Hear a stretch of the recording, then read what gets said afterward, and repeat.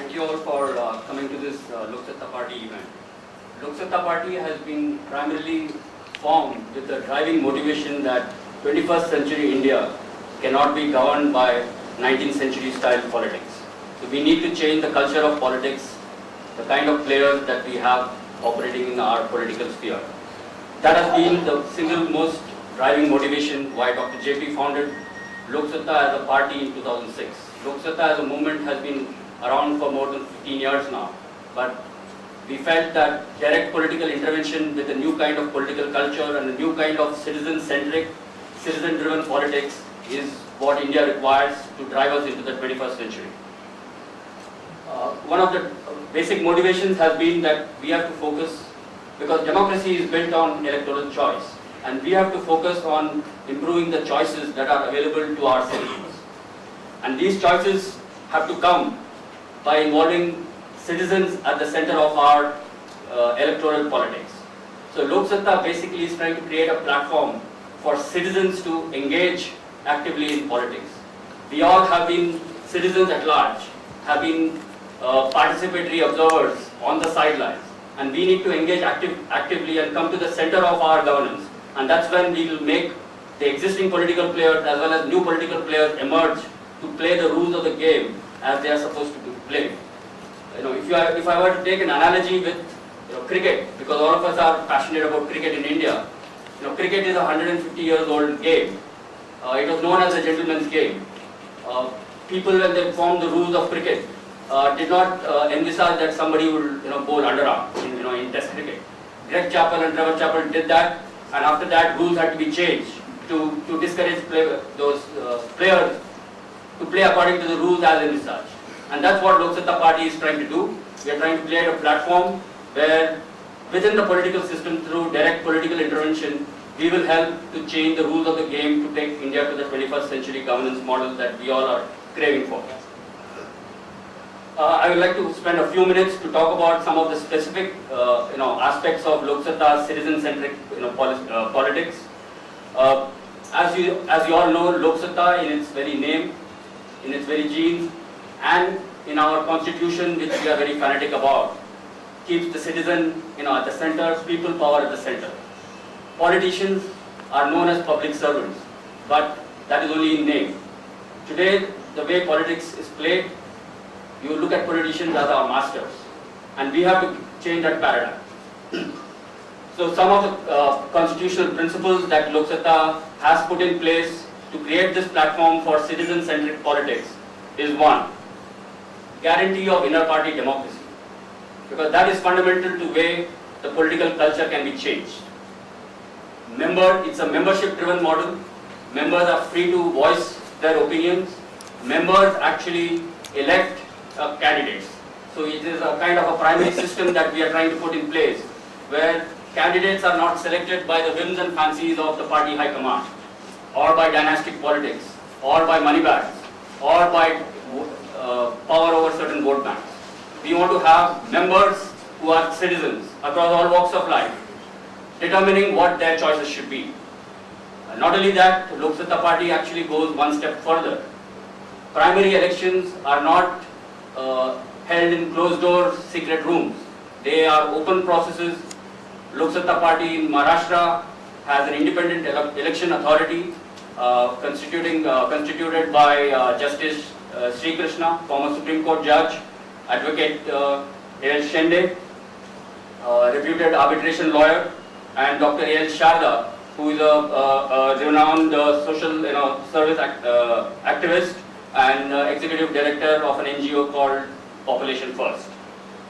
The second point that I would like to emphasize, close to 100% of our members are first-time politicians, and that is our commitment to drive citizen-centric politics.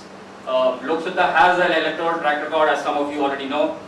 We have actively participated in the AP Assembly election, and out of the 240 odd seats Lok Satta contested, more than 50% of those are through our affirmative action to youth and women. More than 50% of our candidates are youth and women, and almost 100% of our candidates, including Dr. JP, sitting MLA from Kukatpalli Assembly, are first-time politicians. Finally, I would like to end by saying that all the citizen candidates who are intending and proposed to be contesting on the Lok Satta platform, they are all going to contest on a central agenda of bringing the citizen, the local ward citizens, at the center of our politics. That is why this campaign is driven by, as Dr. Diwan said, Ab bas, apna neta aap bano.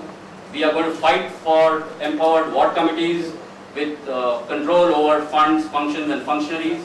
These ward committees again are not constituted by the friends and family of the corporator. These ward committees are going to be constituted by 70 or 75 ward citizens who are elected representatives of the local area. This is part of the Nagar Raj bill that Lok Satta Party is fighting for, has been fighting for the last 5 years. In fact, probably Lok Satta Party is the only political party that has been actively campaigning and fighting for a modern Nagar Raj bill, which is enshrined and guaranteed by the 74th Amendment of our Constitution. We make a commitment, Lok Satta Party makes a commitment that every single citizen candidate on this platform will, within 3 months of being elected, hold primary elections, even though the Nagar Raj bill is not yet in place, will hold primary elections which are supervised by the Independent Election Authority, so that we will get area sabha representatives, one man, one woman for every area sabha that they represent, and these together will form the ward committee, will drive ward priorities, will drive how funding for the various BMC services which are ours by right, coming out of yours and my taxes and fees and charges that we pay. Lok Satta candidates who win as corporators make a commitment that within 3 months of being elected, they will constitute elected and ward committees which will function according to the priorities, according to the requirements, and according to the needs of the local citizens of their wards. Thank you.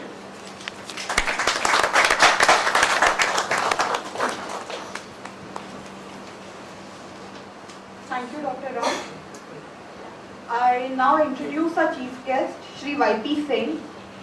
I don't think he needs any introduction. However, he is a former IPS officer and a crusader against corruption and a person who is credited with exposing the Adarsh, Lavasa and Patliputra housing scams.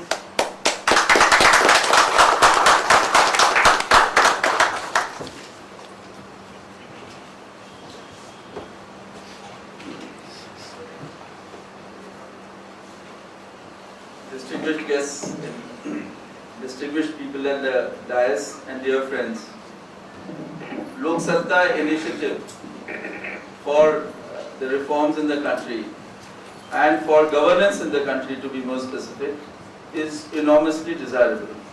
That is for two reasons. The first is that they are looking more at system reforms, because having worked in the government for so long, I have experienced that there are enormous loopholes in the system, and if these loopholes are plugged, things would certainly improve, because the system has to be governed on the basis of objectivity. If we have a very strong police officer in a district and he is revered, oh, he's a very nice guy and he has changed the things in the district, but when he goes, we have another guy coming in who's a bad guy, and the thing goes back to the decadence once again. In a system of democracy, we can't afford to have governance specific to the zeal and disposition of an officer.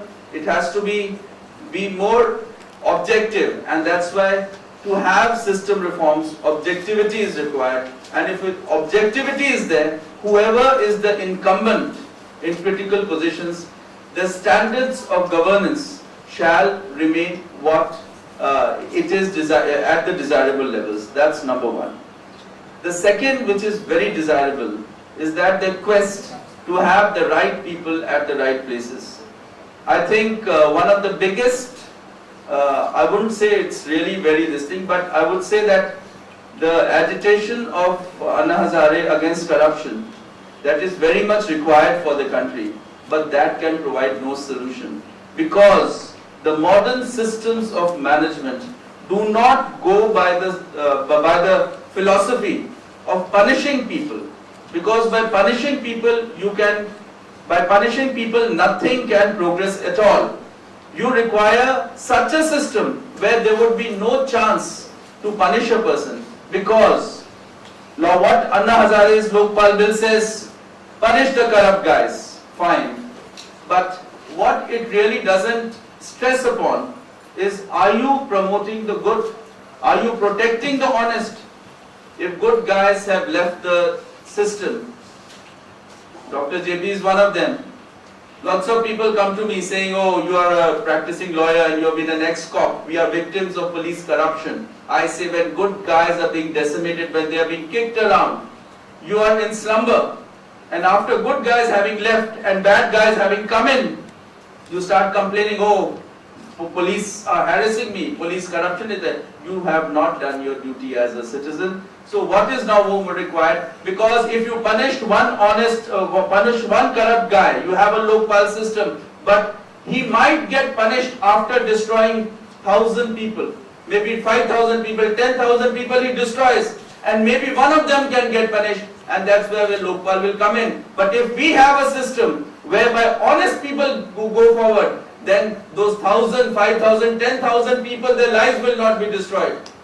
What will be? So this is something very important, and which is certainly more desirable, that we require honest people at the right places, so that the unpleasant act, which is contrary to the principles of management of punishing the bad guys, that unpleasant situation wouldn't arise. And therefore I am a very fervent subscriber to the philosophy of Lok Satta Party, which is being pushed through by the enormous endeavors of so many people who are there, activists who have left their professional work, who have sacrificed their profession to see that something good happens for the country. And I do hope that this change which is being brought about, the change has already started. What is required is to accelerate the change, and once the acceleration happens, I think it could be overwhelming in the times to come. Thank you so much.